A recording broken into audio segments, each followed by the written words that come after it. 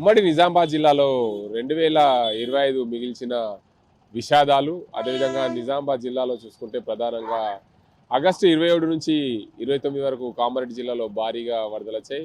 వరదల వల్ల అనేక మంది నష్టపోయిన పరిస్థితులు నెలకొన్నాయి. కామారెడ్డి జిల్లా కేంద్ర సమీపంలోని జిఆర్ కాలనీలో భారీగా వరదలు రావడంతో కాలనీలోకి పూర్తిగా నీళ్లు రావడం, ఇండ్లన్నీ కూడా మునిగిపోయిన పరిస్థితి కామారెడ్డి నిజామాబాద్ ఉమ్మడి జిల్లాలో చోటు చేసుకున్న పరిస్థితి మొత్తంగా చూసుకోవచ్చు.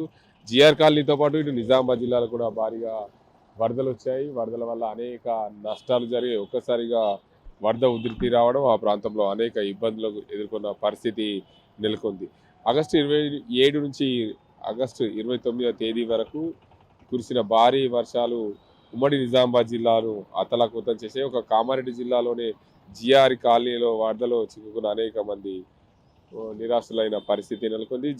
కామారెడ్డి జిల్లా వ్యాప్తంగా 28,000 ఎకరాల పంటలు నష్టపోయిన పరిస్థితి ఉంది. 212 కోట్ల పంటలకు నష్టం జరిగినట్లు ఆ ప్రాంతంలో ఎప్పుడు లేని విధంగా భారీగా వర్షాలు కురవడంతో 203 చెరువులు గుంటలకు గండ్లు పడ్డ పరిస్థితి నెలకొంది. పోచారం సంగీతం ప్రాజెక్టులు కూడా దెబ్బతిన్న పరిస్థితి. వేలాది పశువులు, కోళ్లు మృత్యువాత పడిన పరిస్థితి నెలకొంది. దాంతోపాటు అనేక చోట్ల రోడ్లు ధ్వంసమైంది. ఎల్లారెడ్డి నియోజకవర్గంలో భారీగా రోడ్లన్నీ కూడా ధ్వంసమైన పరిస్థితి నెలకొంది. మరోవైపు నిజామాబాద్ జిల్లాలో భారీ వర్షం కురవడం, అదే నిజామాబాద్ రూరల్ నియోజకవర్గంలోని ఏదైతే కప్పల వాగు, దాంతోపాటు సిరికొండ ప్రాంతంలో ఉన్న ఈ వాగులన్నీ కూడా పొంగి పొరలడంతో ఆ ప్రాంతంలో ఉన్న వాడి గ్రామంలోకి భారీగా నీళ్లు రావడం, ఆ ప్రాంత ప్రజలందరూ కూడా ప్రభుత్వము అదేవిధంగా జిల్లాకు సంబంధించిన నేతలందరూ ఆ ప్రాంతంలో పరిశీలించిన పరిస్థితి నెలకొంది. మొత్తంగా చూసుకోవచ్చు, ఉమ్మడి నిజామాబాద్ జిల్లాను ఒక్కసారిగా అతలాకుతలం భారీ వర్షాలు కురవడంతో ఆ ప్రాంతంలో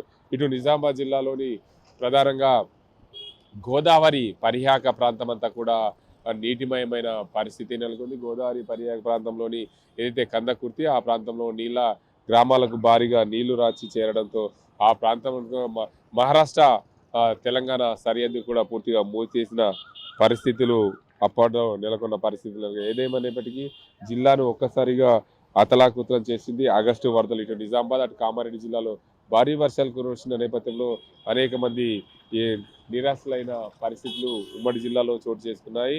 దీనివల్ల ఇప్పటికే భారీ వర్షాలు వరదలు కారణంగా అనేక మంది ఇబ్బందులు పడ్డ పరిస్థితి నెలకొంది. మరోవైపు కామారెడ్డి జిల్లాలో ఎప్పుడు లేని విధంగా భారీగా 2025లో అనేక ప్రమాదాలు జరిగాయి.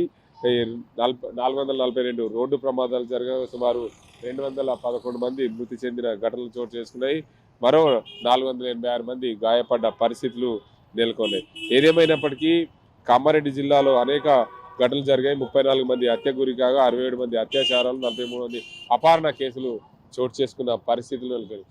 మొత్తంగా ఉమ్మడి నిజామాబాద్ జిల్లాలో చూసుకుంటే భారీ వర్షాలు ఓవైపు అయితే మరోవైపు హత్యలు, రోడ్డు ప్రమాదాలు అనేకంగా జరిగాయి. దీనివల్ల ఇటు నిజామాబాద్ జిల్లాలో క్రైమ్ రేట్ తగ్గినప్పటికీ కూడా పూర్తి స్థాయిలో హత్యలు, దానికి సంబంధించి రోడ్డు ప్రమాదాలు పెరిగిన పరిస్థితులు నెలకొన్నాయి. మరోవైపు సైబర్ మోసాలు అధికం కావడం, దాని అన్నింటి కూడా రికవరీ చేసిన ప్రయత్నం నిజామాబాద్ జిల్లాలో కొనసాగింది.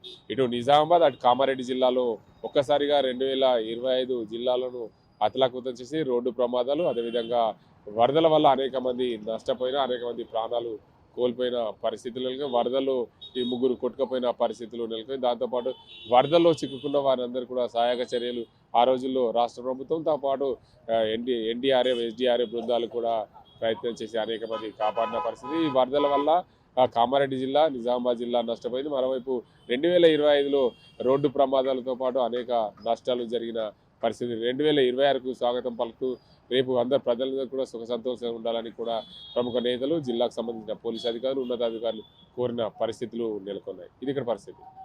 అజంతో Gangareddy, RTV Nizamabad. Local to global news at your fingertips. మీ చేతిలో ఒక ఆయుధం. Download R TV app.